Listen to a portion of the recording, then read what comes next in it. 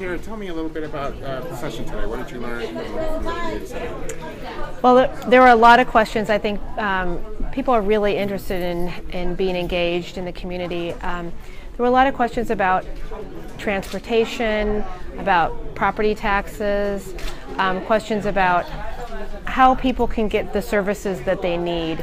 I think it's really hard when English is not your first language to access the multitude of services we have in our community. So I think it really is incumbent upon us to provide more culturally specific programs and people who actually can speak the same language as the people who need the services.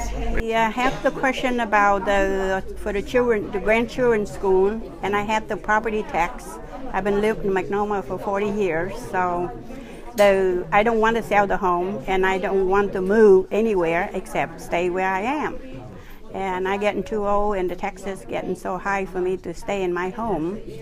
And for my grandchildren to go to school around here in Multnomah, and they keep cut on the R, then so they have to move in the next house, and the next house, and the next house, and pretty soon now they have to move all the way into Sandy. And because we don't have no art around our community, so they have to move out. So your children and your grandchildren, my grandchildren have a very big interest in art.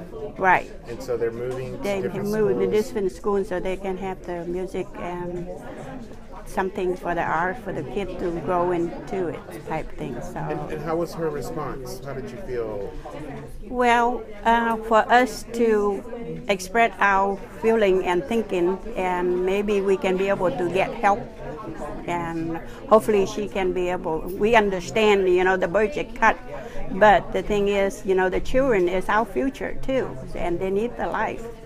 And for them to have a life, we have to try to help as much as we can. Yeah. So that's what it was all about.